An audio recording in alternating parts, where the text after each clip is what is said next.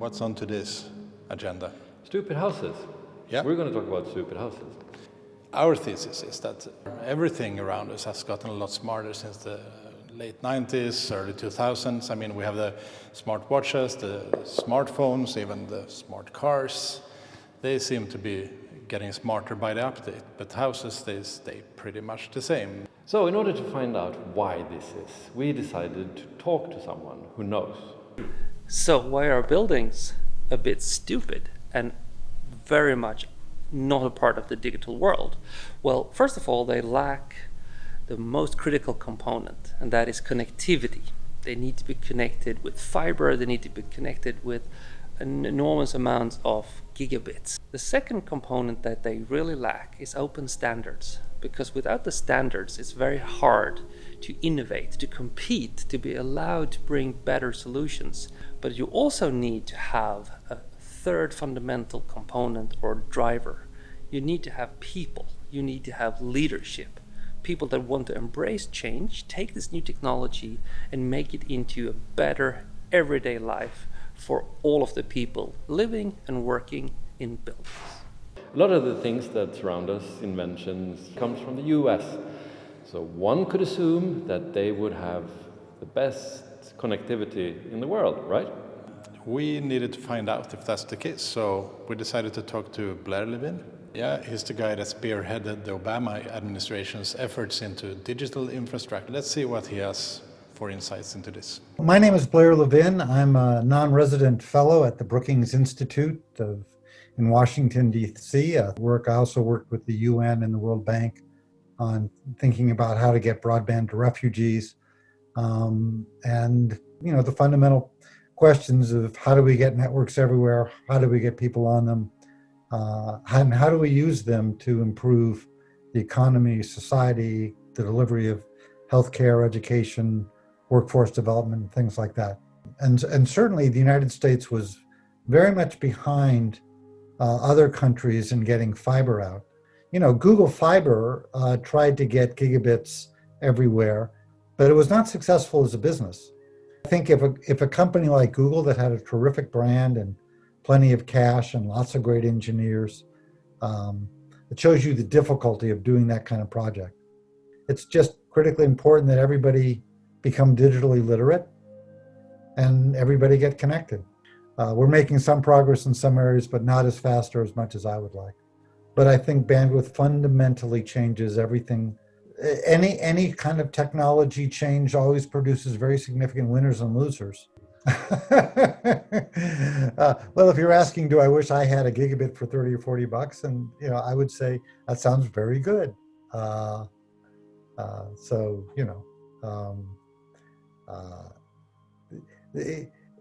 don't quite understand how they do it, but it's very impressive.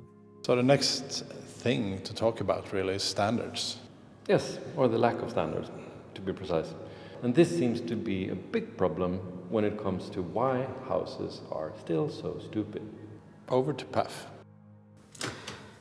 Hi, I'm Patrik Feldström. I'm Technical Director and Head of Security at NetNode. I'm also a member of the Royal Academy of Engineering Sciences. We at the Royal Academy of Engineering Sciences has, for a little bit more than 100 years, always been looking at what is best for the society. And what we decided to do the other year was to look at what should be done to make sure that the digitalisation of the society actually have a positive effect.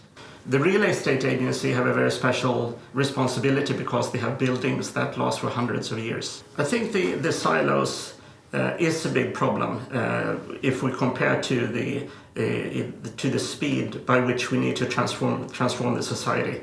There are multiple reasons why we would like to break up the silos. Not only the pure market economy effects that puts the consumer and the buyer in the driver's seat. That's a good thing. We get better innovation.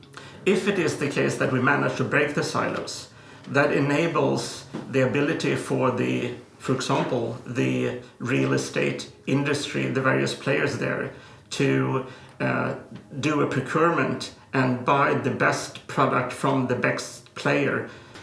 It should just work. A building is truly a modern Tower of Babylon. There's a lot of systems inside them, but there are no common language. The elevator don't talk to the ventilation system, which don't talk to the light system, that don't talk to the heating system, which don't talk to anyone. The different systems in your house are kept isolated from each other because this is how the companies behind these systems make their money. By promoting their own languages, fighting the others, and refusing to adopt, the proprietary systems have created their own very, very profitable silos. Locked systems that make competition very hard. It's good for the ones controlling the system, but it's not so good for the people using the systems. Just try to replace one component from one system with a component from another system and you will get stuck. That's why houses are still as primitive and underdeveloped as they were in the 50s. So one could argue that silos are the grim reaper. In short, standardization is the mother of invention. And this is why the next chapter in this story is really important. Jonas Birgersson, a Swedish IT pioneer, had in another part of Sweden for 20 years been building a system aimed at breaking these silos. And the system he built is called BRICS. And his vision was to connect every other system to this, introducing a standard, a common language, no more silo of Babel. I would describe it as an operating system for cities, for neighborhoods, for buildings, for apartments. So let's talk to Jonas and see how he would explain it. That's probably better. What have you been building, Jonas, for 20 years? 20 years! So my name is Jonas Birgersson. I'm an entrepreneur living in southern part of Sweden in a university town called Lund. If you take a traditional real estate building or a real estate construction project, it is super siloed. It is super locked. So you have one group of people coming and building the electrical system. You have another group of people coming building the data communication system. A totally other group of people is building the ventilation. And of course, every one of them is using digital technology. Every one of them needs a digital network. So we thought, that's great. So you have one network and everybody's connected. No. We're building physically separated networks per function. So you have one Ethernet cable going to the ventilation. You have another Ethernet cable connecting to a fire alarm. You have a third Ethernet cable talking to a loudspeaker system. And they're not connected together. They're connected to 3 different silos. They're completely vertically integrated. One of the most important pieces in our silo breaking toolkit is a custom-built software we built, and it's called BRICS. The idea with the BRICS is that you have modules. So you can have one module here, one module.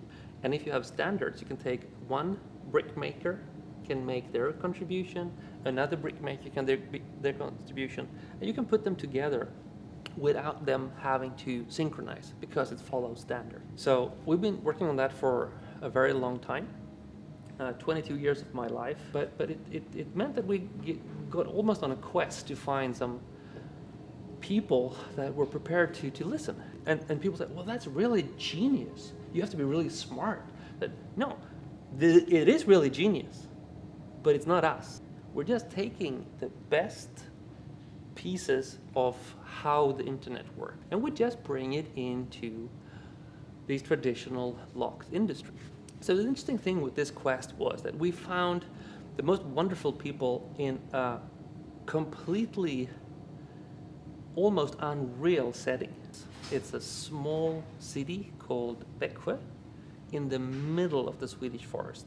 And in Växjö, we found 3 women that listened to us and said, we also have this kind of feeling that there is a better way. So in all of the apartments in this real estate company, you have 9,000 apartments approximately, and every single one is connected to a fiber optical network. Every single one can get, with 3 clicks, a gigabit service. Everyone can take any service provider they want. So for the people living there very simplistically, they have a web page. On that web page, you have small apps, and anything I need in my everyday life digitally from the real estate company is there. We found that what Jonas said was really intriguing, this digital cutting-edge project in the middle of the forest. We decided to go there, so it was time for a Road trip. Växjö, it's hard to pronounce and even harder to find. You probably never heard about this small city about the size of Shawnee in Kansas. Växjö is located deep in the Swedish woods and has been there for ages. In fact, Växjö got a city charter already 1342. But until Växjö in 2018 got the award the greenest city in Europe by the European Commission. Växjö was mostly known for having an excessive amount of roundabouts. This is a story about how a small city, without even one single Starbucks, surpassed San Francisco and Silicon Valley when turning 9,000 public housing apartments into a digital utopia. About 2 years ago, at the Växjö Municipal Housing Department, a group of 3 women decided to be the first to try Jonah's system. And not on some fancy new loft apartments, not at all. They wanted to test this system right away on all 9,000 rental apartments. Okay, my name is Monica Skagne and I'm head of and CEO of Växjö City. Previous, I have been working in both small and large and very complex company, and one of the most largest and also complicated companies is IKEA. 5 years ago, I initiated a huge development journey of work in Växjö with the goal to make sure that we had the right prerequisites to become a more efficient and agile organization so we can deliver faster and better to the citizens, business and visitors, and make sure that they got the support and services when they need and not when we were available. But one of them is actually digitalisation. Digital transformation for cities will be a part of the normal life. Silos is something that is, for me, old-fashioned and not a best way to have an efficient organization. Why with Växjö? It's the atmosphere in Växjö. What makes this story truly remarkable is that the houses in Växjö now are speaking the same language. Which means it's the largest number of apartments anywhere in the world that truly understand what's going on inside them and around them. I'm Maria Säderdal and I'm the CEO of Växjö Bostäder. I think that we should be, as public housing and allmännyttan is for everyone, we should look upon the people who's living there and what their needs are for digital solutions. And I was quite frustrated at that time with the SILOS not moving ahead, not changing the situation, and not getting any answers within the branch real estate. So when this is a good technique and it's used in another branch, have been used for many years, it was stable. What can go wrong? And I said, well, let's try it. Try it, let's see if this is the solution. And the project started to try that interface and to see if it's successful the way we want to use it. What I've realized working with this thing is that it's not a comfortable trip to make changes and trying to create a new situation and really move away from the technical silos but also mental silos. My vision for this platform is that it's going to connect people in a different way and have a positive influence on their lives. So every project needs a project manager. So who is this superwoman who Beats Silicon Valley to the punch. Who am I? I'm Sarah and I'm working at Växjö Bostäder. So I have been here for 10 years now. Long time. Bricks is for us an opportunity to make the daily life easier for our tenants. It will be a much more effective process than it is today. If we have the same surface and work in the same system and everything is seamless. Almost everyone is very happy about everything. They think it's so modern, it's fast. And they actually is very interested in the portal and want to develop it together with us. So we love that they are have so much engagement for this we are doing together. And they say it works actually like a smartphone. Are we breaking big silos? Are we breaking silos? Yes, we are. What have we learned? Well, first of all, I wasn't aware that houses were so stupid. No. I haven't really thought about it that much. It's kind of weird that the elevator is not always waiting for you, or that the apartment or doesn't automatically go into an energy saving mode when you leave it, or the alarm automatically turns on. Yeah, and what I think is really provoking is that this is on purpose. There seems to be built stupid on purpose. There are people making a lot of money of this, disconnecting things from each other and trying to keep people buying things within their silo, within their proprietary system. I think when you see the waste in energy and efforts that is created by this, it is actually provoking. But this is obviously something which is going to change now, because bricks is already installed in some 9,000 apartments, and in a couple of years we will probably see it in a couple of 100,000 apartments. Yeah, I do believe we will. Yeah. Once you start connecting services for the elderly, or services for school, or just all these other things that are in the society into houses and integrating them together, I mean, the possibilities are vast. Yeah, I mean, it's hard for us to figure out. But then again, Jonas, as we've talked to him, he's a pretty visionary guy, so maybe we should just let him have the last word. But they gave us the chance, and the rest is history. Because what we have proven now, nobody can, in any way or form, in any kind of seriousness, again say that there is such a thing as a real estate system or real estate data. There are only systems and there are also only data.